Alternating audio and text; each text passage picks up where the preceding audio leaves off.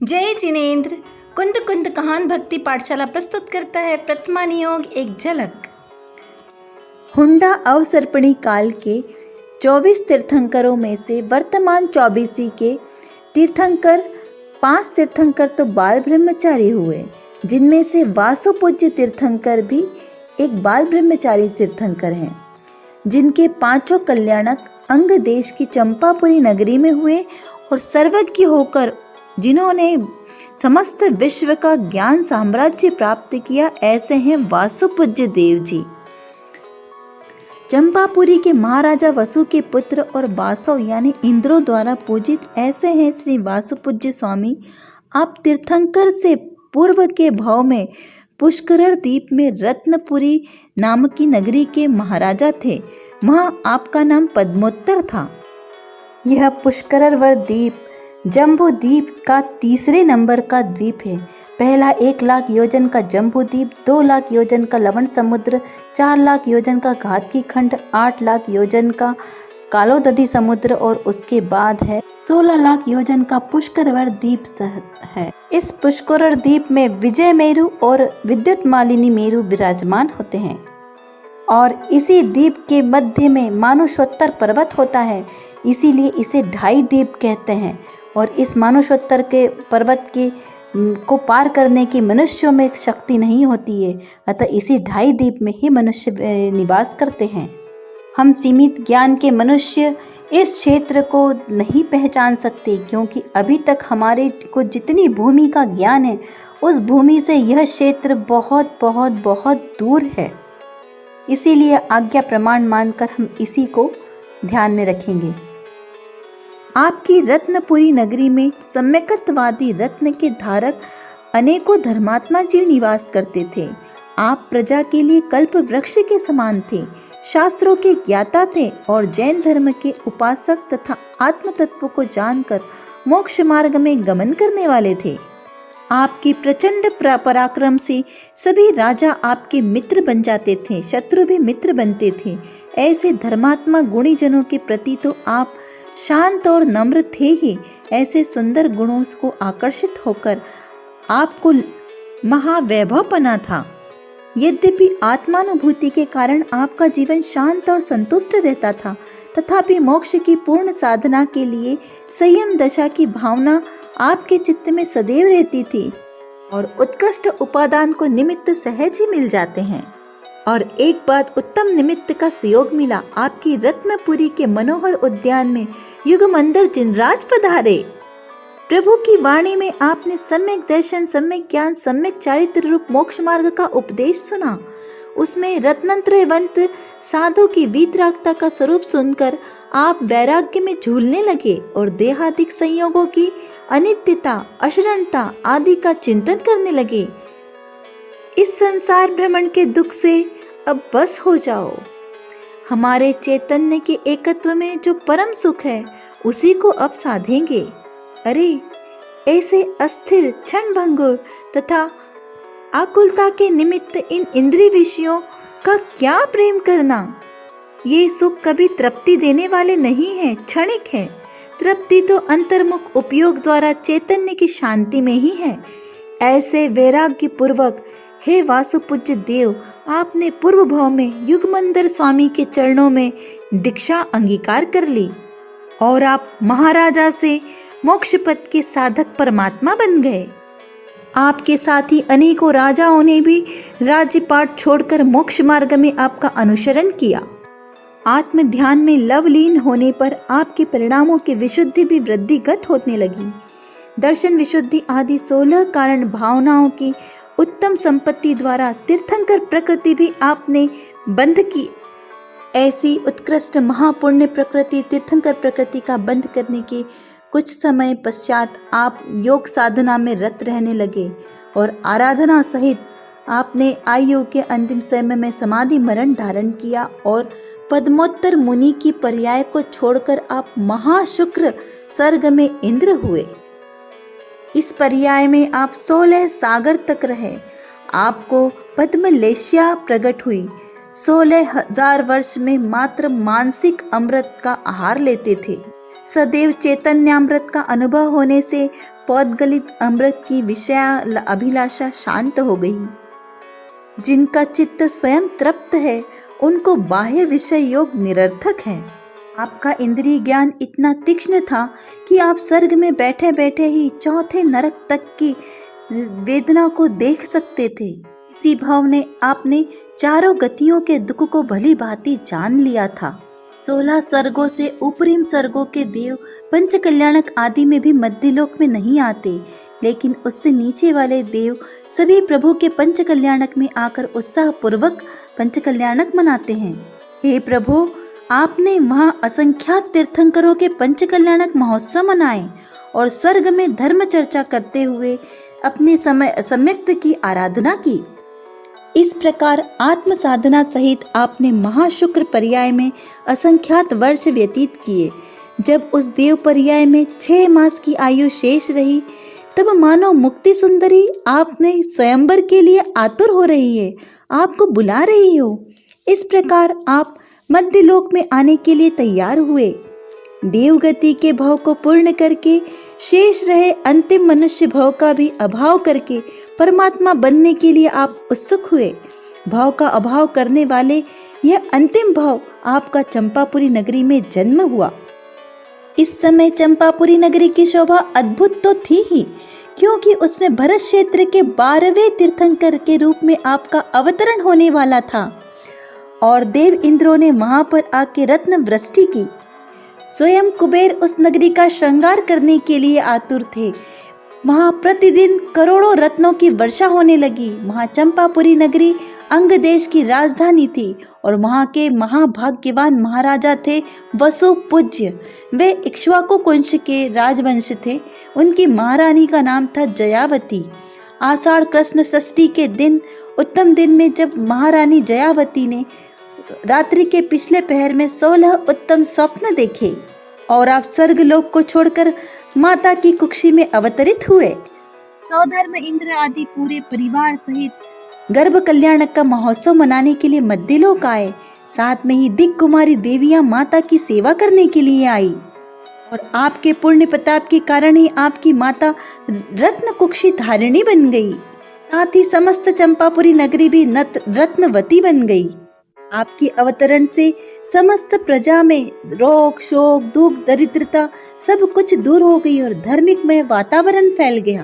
भरत क्षेत्र में जो धार्मिक का दरिद्रता आई थी वह भी आपके प्रताप से दूर हो गई।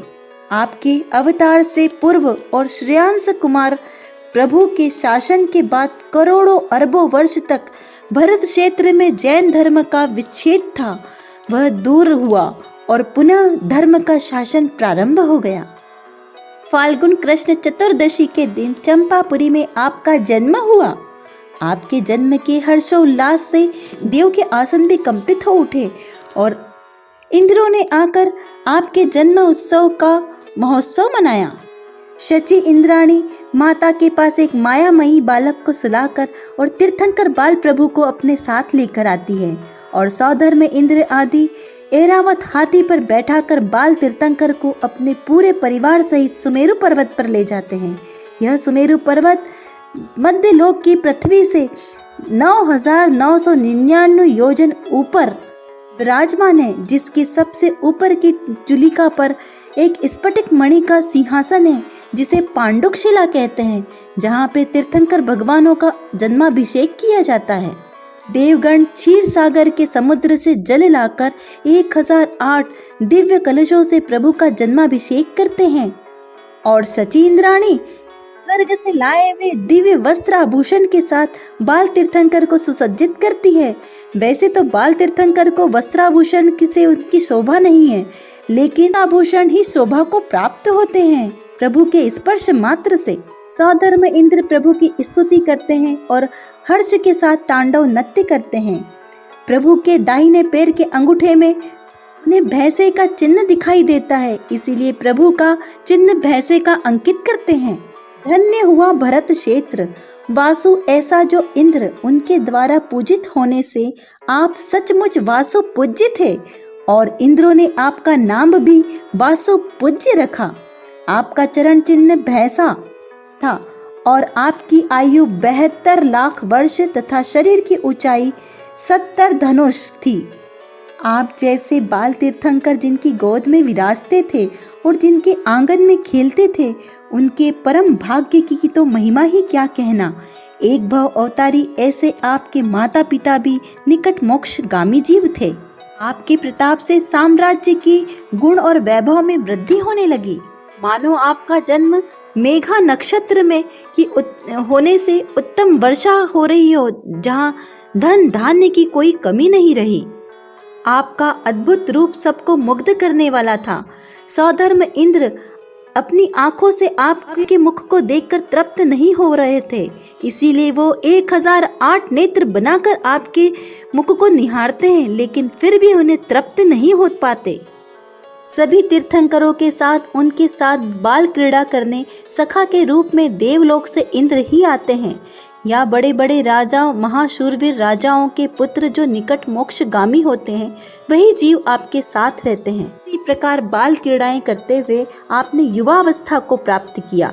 अति वैरागी प्रवृत्ति के होने के कारण आपने विवाह के बारे में विचार ही नहीं किया। आपने विषय भोगों के बिना ही सुख और आनंद का संदेश समस्त प्रजाजनों को दिया। चंपापुरी नगरी के युवराज के रूप में आप 18 लाख वर्ष तक रहे, तथापि चैतन्य वैभव में रंगा हुआ आपका चित्त राज वैभव में नहीं रंगा, उससे अलिप्त ही रहता था। आपके श्रीमुख से अनेक प्रकार की धर्म चर्चा द्वारा तथा अपनी दिव्य मुद्रा के दर्शनों से माता पिता तथा प्रजाजनों ने अपने सर्वत्र आनंद प्रसारित किया।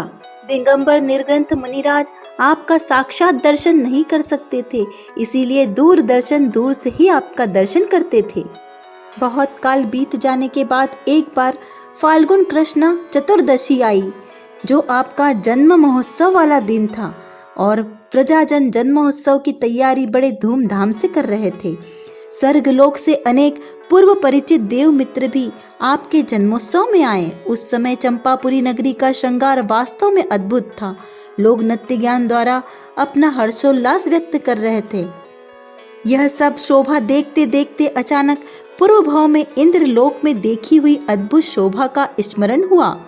जाति स्मरण ज्ञान होने से आपने पूर्व भाव का इंद्र भाव तथा उससे पहले के पद्मोत्तर राजा का भाव आपको साक्षात दिखाई देने लगा।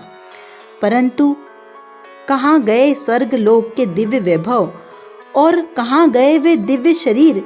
इस क्षण भंगुर विषयों तथा शरीर में आसक्ति कैसे करना? निर्बुद्धि जीव व्यर्थ ही विषयों में आसक्त होकर संसार में भ्रमण करते हैं।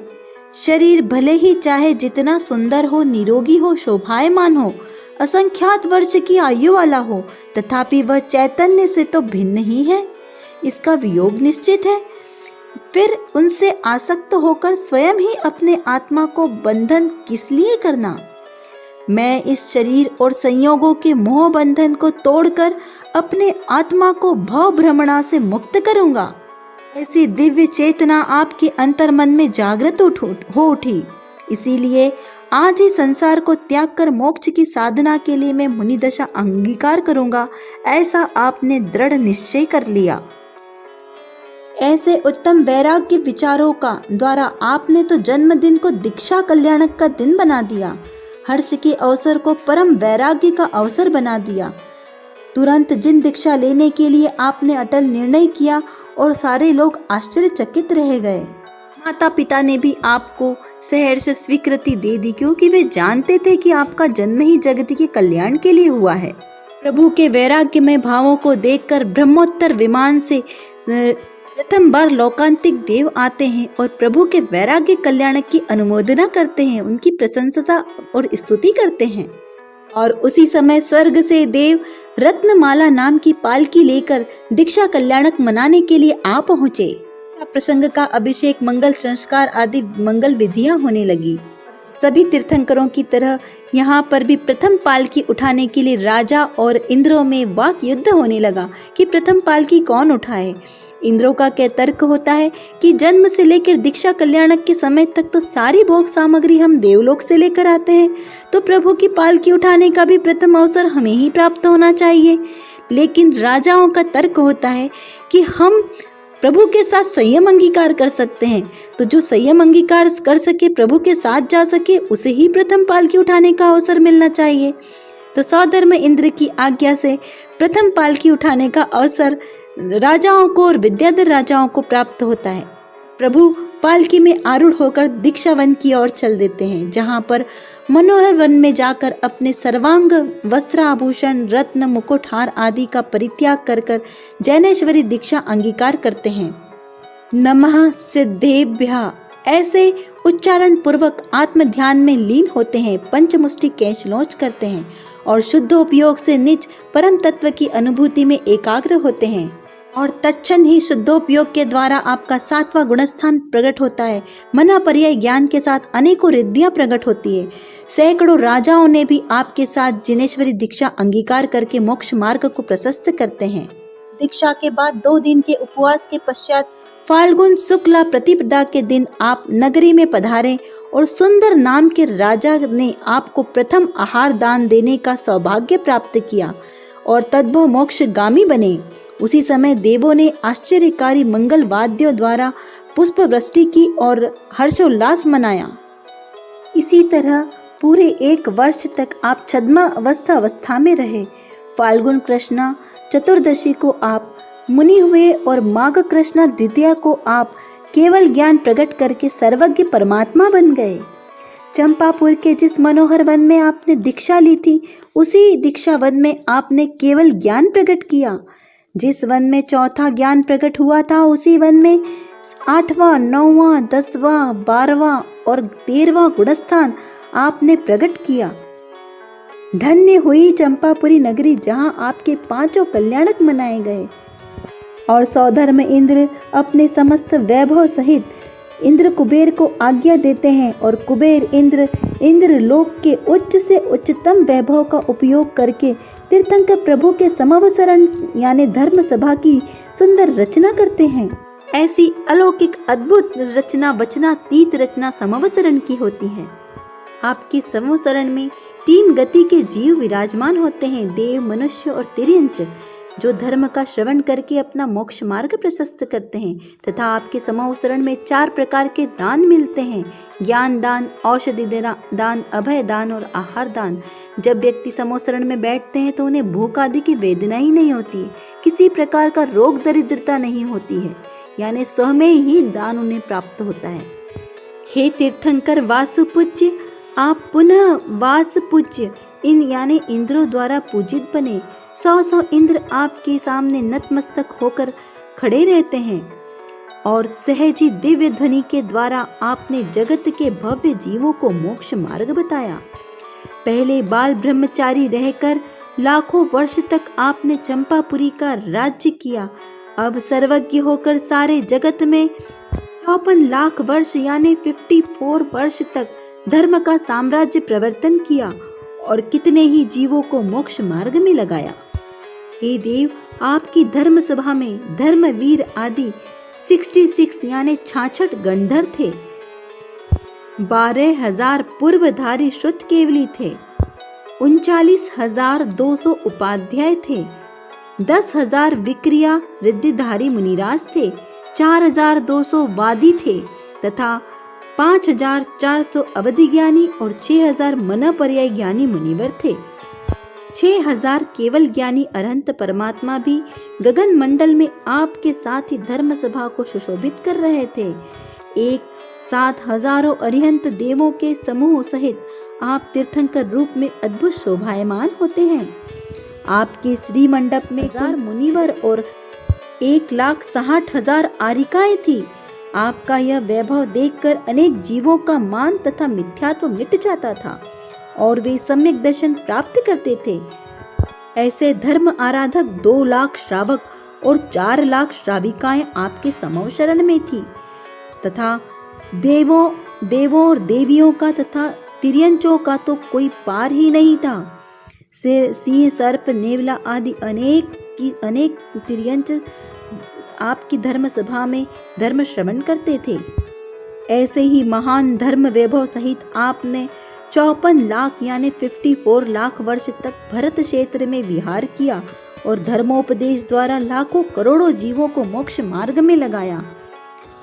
जब जब आ समौसरण एक स्थान से दूसरे स्थान पर विहार करता था, तब यह समौसरण अपने आप ही विलीन हो जाता था और विहार के समय 15-15 की पंक्तियों में 225 स्वर्ण कमलों की रचना देवों के द्वारा होती थी और उन स्वर्ण कमलों के ऊपर आप ऊपर विराजमान होते थे। उन पंखुड़ियों पर आपका पैरों का स्पर्श भी नहीं होता था।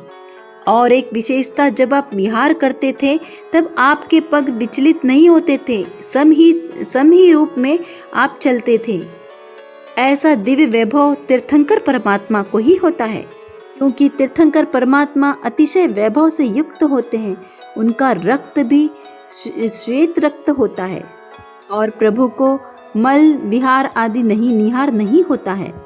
इस प्रकार देश देश में विचरण करके धर्म चक्र का प्रवर्तन करते हुए 1000 वर्ष की आयु शेष रहने पर आप पुनः चंपापुरी नगरी में पधारे और अंतिम मास में रजतमाला नदी के किनारे मंदारगिरी के मनोहर उद्यान में स्थिर हुए। आपका विहार एवं वाणी रुक गए और भाद्रपद शुक्ला चतुर्दशी यानी अनंत चतुर्दशी को सायंकाल संपूर्ण योग निरोध करके 94 मुनिवर सहित आप लोकाग्र में सिद्धालय में विराजमान हुए। यह महान चंपापुरी नगरी कहाँ पर है जहाँ पर आपका निर्वाण प्राप्त हुआ? चंपापुरी के उद्यान में यह नगरी भागलपुर के 30 मीटर दूर मंदारगिरी पर्वत के ऊपर है। यह क्षेत्र वोसी रेलवे स्टेशन से 2 किलोमीटर दूर मंदारगिरी क्षेत्र है।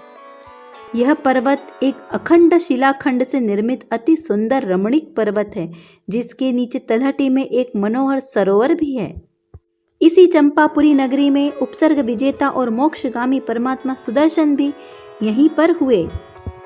मिथिलापुरी के राजा पद्मरथ दृढ़ सम्यक्ति थे। उन्होंने चंपापुर में विराजमान वासुपूज्य तीर्थंकर की महिमा सुनी और तत्काल उनके दर्शन के लिए चल पड़े। मार्ग में भिन्न भिन्न प्रतिकूलताओं द्वारा देवों ने उनकी भक्ति की परीक्षा की, परंतु पद्मरथ राजा डिगे नहीं और अंत में चंपापुरी नगरी में वासुपूज्य भगवान के चरणों में आ पहुंचे। महाप्रभु ने दर्शन करके तथा उपदेश सुनकर संसार से विरक्त होकर प्रभु चरणों में ही जैनेश्वरी दीक्षा अंगीकार कर ली और प्रभु के गंधर होकर मोक्ष प्राप्त किया। तथा चंपापुरी में ही राजकुमारी रोहिणी, जो हस्तिनापुर के राजपुत्र अशोक की रानी थी, वे दोनों ही वासुपूज्य भगवान के समोसरण में आते हैं और महाराजा अशोक तो भगवान का उपदेश सुनकर मुनि बन जाते हैं और प्रभु के गंधर बनते हैं। रोहिणी भी आरिका बनकर अच्युत सरगम के रूप में देव के रूप में उत्पन्न होती हैं। इसी चंपापुरी में धर्मघोष मुनि ने 1 महीने का उपवास किया तथा उस समय उपसर्ग आया, जिन्होंने उपसर्ग को जीतकर केवल ज्ञान प्राप्त करके मोक्ष प्राप्त किया। 5 पांडव के ज्येष्ठ भ्राता कर्ण भी चंपापुरी के ही राजा थे। इसी के साथ जिनके शील के प्रताप से घड़े में बंद नाग भी हार बन गया, वह सती सोमा भी इसी नगर की थी तथा निकांक्षित गुण में प्रसिद्ध सती अनंतमती भी इसी नगरी में जन्म हुई थी। कुष्ठ रोगी से वैरागी बने राजा श्रीपाल भी यहीं के राजा बने थे। वर्तमान शासन नायक तीर्थंकर भगवान महावीर का समोसरण भी चंपापुरी में आया था। वे सब भी इसी चंपापुरी के रत्न थे। ऐसी सुंदर चंपापुरी नगरी के 11वें श्रेयांसनाथ तीर्थंकर के निर्वाण प्राप्ति के पश्चात उनके शासन में प्रथम वासुदेव यानी नारायण और बलभद्र हुए। तत्पश्चात वासुपूज्य तीर्थंकर के समय में द्वितीय वासुदेव यानी द्वितीय नारायण आदि हुए। उनकी कथा भव्य जीवों को बहुत ही वैराग्य जगाने वाली है। इन दूसरे नारायण का नाम विप्रस्थ था। पूर्व भाव में वह भरत क्षेत्र के कनकपुर का राजा श्रुसेन था और बलदेव के रूप में अचल थे तथा प्रति वासुदेव यानी प्रति नारायण के रूप में तारक थे। इसी प्रकार नारायण और प्रति नारायण दोनों नियम से ही नरक में जाते हैं तथा बलदेव अपने परिणामों के अनुसार मोक्ष और स्वर्गाधिक पद को प्राप्त करते हैं। इसी समय रुद्र के रूप में महाभीम नाम के नारद थे और रुद्र अचल थे। संघपति सुदर्शन सेन आपकी धर्म सभा के मुख्य गणधर धर्मवीर और मुख्य आरिका वरसेना जी थी। मुख्य श्रोता द्विपृष्ठ और मुख्य यक्ष सन्मुख, मुख्य यक्षिणी गौरी थी। 6.5 योजन के आपके समवसरण का विस्तार था, यानी 26 कोस का समवसरण था, जो भूमि से 500 अंगुल ऊपर विराजमान था। भूमि से 500 धनुष ऊपर अधर में विराजमान था। वासुपूज्य जिन सिद्ध भय चंपापुर के देश, मंदार गिरी पर पूज हूँ बाल ब्रह्म जिनेश। श्री वासुपूज्य भगवान चंपापुर के मंदारगिरी पर्वत से 601 मुनियों के साथ सिद्धालय में पद्मासन अवस्था से विराजमान हुए। वहीं पर श्रम श्रेणी में विराजमान सिद्धालय में श्री वासुपूज्य आदि तीर्थंकर भगवानों के चरणारविंद में हमारा बारंबार नमस्कार हो, नमस्कार हो, नमस्कार हो। जय बोलिए वासुपूज्य भगवान की जय हो, जय हो, जय हो। वर्तमान योग के अनुसार प्रामाणिक कथाएं जानने के लिए देखते रहिए जय जिनेंद्र।